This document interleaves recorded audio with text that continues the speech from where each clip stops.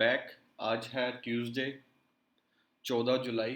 तो आपने हमारी लास्ट वीडियो देखी थी जिसमें हमने बीटीसी इथेरियम एंड गोल्ड का एनालिसिस किया था। हमने क्लियर क्लियर पढ़ा था, यहाँ पे एनालिसिस की थी कि बिटकॉइन 4 आवर के टाइम फ्रेम पे कंसोलिडेशन फेज पे है। इधर दिस रेजिस्टेंस ब्रेक हो तो हम यहाँ पे बाय का पोजीशंस इनिशिएट करेंगे, या फिर ये सपोर्ट ब्रेक हो जो कि एक रेंज है, हम यहाँ पे शॉर्ट की पोजीशंस क्रिएट करेंगे। जैसे कि आप देख सकते हो यहाँ पे ब्रेकडाउन आया तो हमने यहाँ पे शॉर्ट की पोजीशंस प्लान करी और हमारे टारगेट्स भी अचीव हो गया, जो कि मैंने अपने टेलीग्राम ग्रुप में भी अपडेट किया था। अब आगे से क्या प्लान करना है बीटीसी में, क्योंकि फाइनल टारगेट्स हमारे हो चुके हैं। अब मार्केट ने यहाँ से बाउंस क्यों किया? मार्केट शॉर्ट में जा रही थी क्योंकि यहाँ पे एक स्ट्रॉन्ग लिक्विडिटी डिमांड जोन थी। मार्केट ने हमारे टारगेट्स अचीव किए, अपनी लिक्विडिटी ली यहाँ से और यहाँ से अगेन पुल बैक। अब हमें प्लान क्या करना है बीटीसी में? सेम वही चीज़, ये रेजिस्टेंस अगर बीटीसी तोड़ता है तो हम इसके ऊपर ही लॉन्ग प्लान करेंगे, अदरवाइज हम यहाँ पे लॉन्ग का पोजीशन प्लान नहीं करेंगे, क्योंकि ये एक बहुत स्ट्रॉन्ग हर्डल है। क्योंकि 1, 2, 3, 4 बार मार्केट ने यहाँ पे लिक्विडिटी ली है सेल की। अगर मार्केट इसके ऊपर सस्टेन कर जाती है, क्योंकि एकदम से अब मोमेंटम आ चुका है ऑलरेडी 1000 पॉइंट का, मार्केट अगर इसके ऊपर यहाँ पे कंसोलिडेट करे 2, 4, 5, 6 कैंडल, उसके बाद अगर इसको ब्रेकआउट करती है तो हम यहाँ पे लॉन्ग की पोजीशन इनिशिएट करेंगे। टारगेट्स क्या रहेंगे हमारे? फर्स्ट टारगेट रहेंगे ये, सेकंड टारगेट हमारे रहेंगे ये, एंड फाइनल टारगेट्स हमारे रहेंगे ये वाले, दिस वन, जो कि हमने लास्ट वीडियो में भी एक्सप्लेन किया था कि हमें इसे लंबा प्लान नहीं करना है। लंबा प्लान करना है इसके ऊपर कि स्विंग ट्रेडिंग के पर्पस में 4-5 दिन होल्ड कर सके, क्योंकि अभी आप देख सकते हो काफ़ी टाइम से मार्केट में मोमेंटम नहीं है। एक ही रेंज में मार्केट घूम रहा है 4 से 5 हज़ार पॉइंट की। हमें अगर मोमेंटम 4-5 हज़ार का टारगेट्स चाहिए तो हमें एक बड़ा ब्रेकआउट चाहिए। बड़ा ब्रेकआउट कब आएगा? जब ये बड़ी रेंज ब्रेकआउट होगी। बट अभी ये नहीं है कि अगर इसमें ट्रेड कैसे प्लान करें कि हमें बैठे रहना है ये रेंज ब्रेकआउट का, नहीं। हमें छोटे छोटे टारगेट्स और छोटे छोटे स्टॉप लॉसेस भी देने पड़ेंगे मार्केट में। ऐसा नहीं है कि स्टॉप लॉस नहीं लगेंगे, स्टॉप लॉस भी लगेंगे मार्केट में। अब नेक्स्ट प्लान हमारा क्या होना चाहिए? इस रेजिस्टेंस ब्रेक होने का वेट करना है। अगर ये रेजिस्टेंस ब्रेक नहीं होती तो हो सकता है मार्केट में दोबारा यहीं से सेल ऑफ आ जाए और यहाँ तक के लिए हम टारगेट्स दोबारा से प्लान करेंगे शॉर्ट के लिए। बट अगर यहाँ से सेल ऑफ नहीं आता और मार्केट इसको ब्रेकआउट करके अगर इसे रीटेस्ट करती है तो हमारे फाइनल टारगेट्स ये रहेंगे।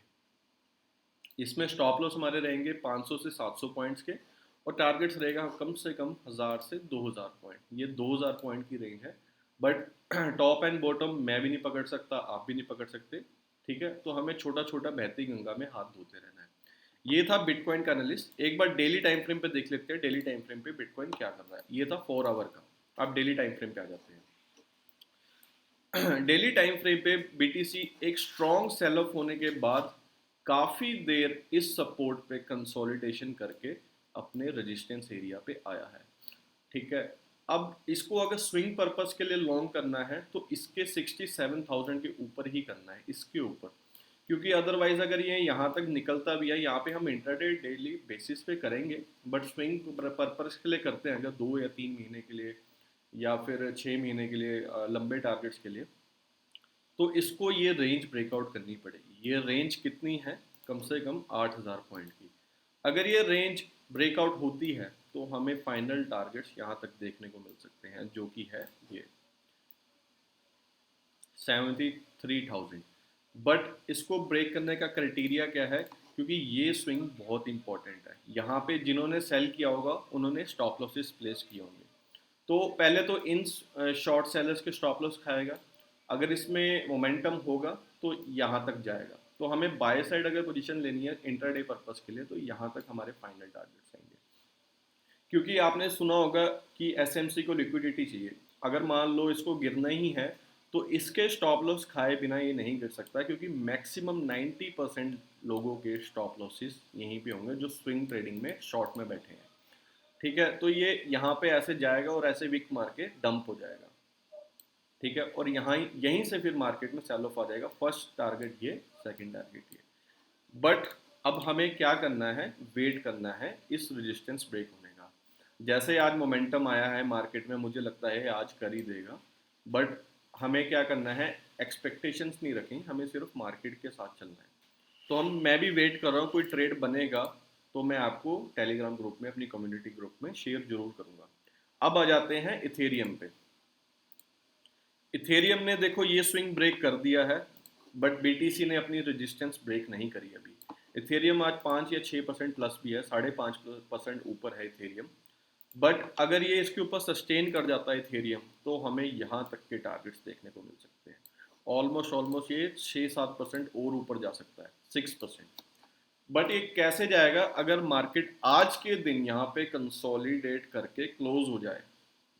ऐसे नहीं है जैसे ये विक है ना, ऐसे मार के ना क्लोज हो, प्रॉपर सॉलिड क्लोजिंग आए। अगर जैसे अभी मोमेंटम मार्केट में आ रखा है, अगर मार्केट यहीं भी क्लोज कर जाती है, तब भी एक अच्छा साइन है इथेरियम को बाय करने का। बट हमें वेट करना है क्लोजिंग का, क्योंकि हम डेली एनालिसिस कर रहे हैं। 15 मिनट में काफ़ी ट्रेड्स बने थे इंट्राडे में। अगर आप इंट्राडे ट्रेडिंग करते हो बीटीसी में, स्कैल्पिंग करते हो, मतलब अगर आप इथेरियम में करना चाहते हो, तो 20 से 30 पॉइंट का एसएल इनफ होता है 70-80 पॉइंट के टारगेट्स के लिए। अब यहाँ पे शॉर्ट शॉर्ट लॉन्ग की पोजीशन बनी थी मार्केट में, आप ये वाले एसएल से ये वाले टारगेट्स के लिए जा सकते थे। 1:2 आपको आराम से आ जाता, बिल्कुल प्यार से, ठीक है। बट इसने 1:3 के टारगेट्स दे दिए हैं, ऑलमोस्ट 1:3।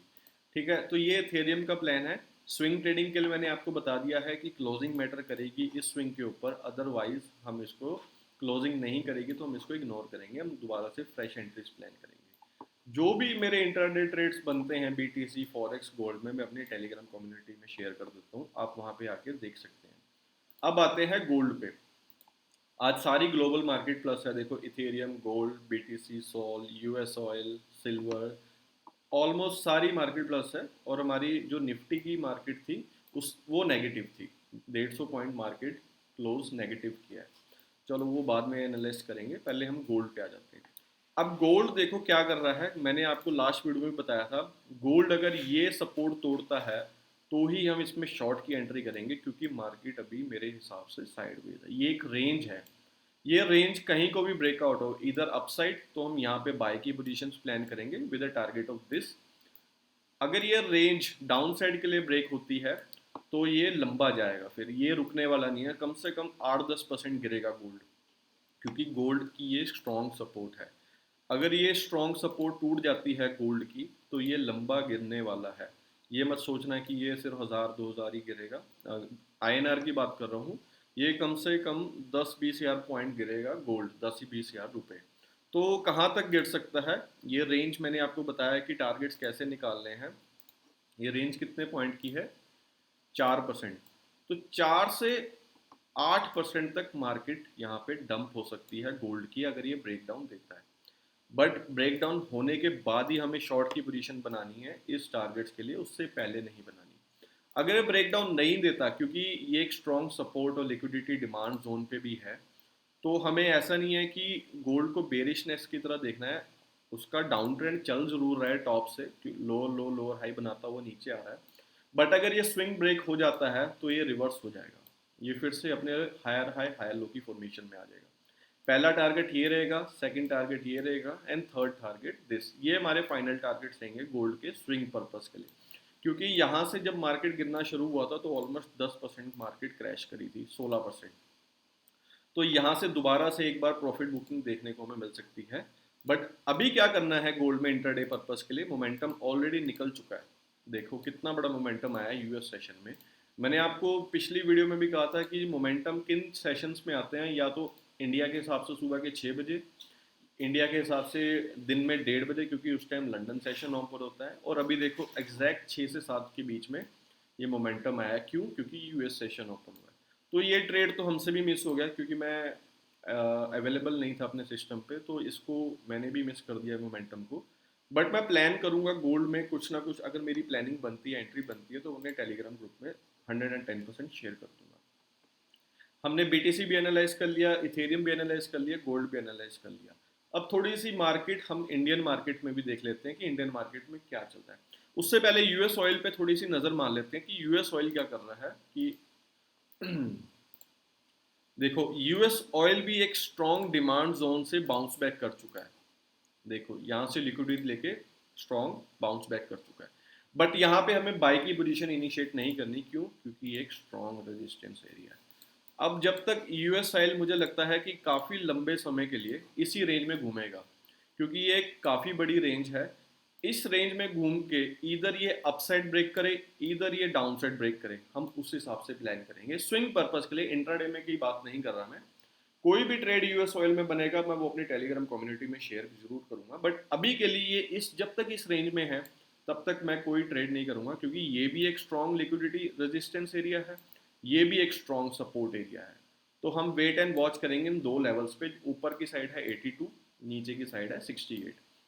कहीं भी निकलेगा तो मैंने आपको बताया है कि कितना निकल सकता है। 17% का हमें मूव देखने को मिल सकता है अगर ये ब्रेकआउट होता है अपसाइड, और अगर ये ब्रेक डाउन होता है डाउन साइड तो 17% ईजिली नीचे की तरफ हमें देखने को मिल सकता है। ये देखो जो 17% मैं इसलिए कह रहा हूँ क्योंकि नेक्स्ट जो डिमांड जोन है फिर इसका 56 के आसपास है। और गाइस डिमांड जोन ना एक स्ट्रॉन्ग जोन होता है, ऐसा नहीं है कि वो एक पॉइंट है, एक लाइन है। वो एक जोन होता है, वो 3% का भी हो सकता है, 5% का भी हो सकता है। अब जैसे मैंने ये जोन ड्रॉ किए हैं, अब हो सकता है कि मार्केट यहाँ नीचे आए और इसको टच करके ही ऊपर चला जाए। तो ऐसा नहीं कहना है कि जोन तो ये था कि यहाँ तक आना ही चाहिए, नहीं, वो कहीं से भी ऊपर जा सकता है, बट आपको जोन आइडेंटिफाई करना आना चाहिए। हो सकता है वो 20 से मुड़ जाए, हो सकता है बिल्कुल यहाँ आए, इन सबके लिक्विडिटी ले जिन्होंने यहाँ पे बाई की पोजीशन इनिशिएट करी हुई है, शॉर्ट अपने एसएल खाए, इनके विक मारे और यहीं से मोमेंटम बाउंस बैक हो जाए। तो ये तीन सिनेरियो आपको याद रखने हैं कि मार्केट ट्रैपिंग करती है, बिना ट्रैप किए वो इजीली पैसा आपको कभी नहीं देगी। ठीक है, इंट्राडे में मैं अभी शेयर नहीं कर रहा यूएस ऑयल के ट्रेड्स। हाँ, बीटीसी, इथेरियम एंड गोल्ड के ट्रेड्स मेरे रेगुलरली शेयर होते हैं कम्युनिटी में, आप देख सकते हैं। बट जो भी स्विंग ट्रेडिंग के लिए शेयर होते हैं ट्रेड, वो मैं वीकेंड पे ही देता हूँ प्रॉपर तरीके से एनालाइज करके।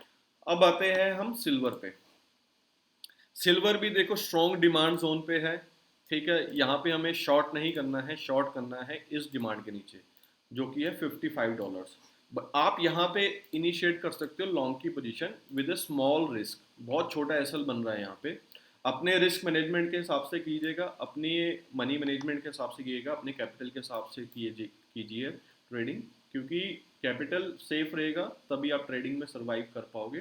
कैपिटल नहीं रहेगा, वाइप आउट हो जाएगा, तो आप कभी भी ट्रेडिंग में सक्सेसफुल नहीं हो पाओगे।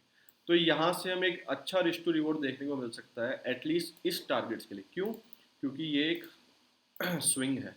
हमें ना स्विंग के बिल्कुल टॉप तक टारगेट्स अचीव नहीं करने, क्योंकि हो सकता है ये यहीं से वापस चला जाए, यहाँ पे आए थोड़ा सा और यहीं से टच करके वापस चल जाए। तो हमेशा कोशिश किया करो कि स्विंग से पहले ही निकलने के, अपने प्रॉफिट्स बुक करने की कोशिश किया करो। अब आते हैं निफ्टी के चार्ट पे।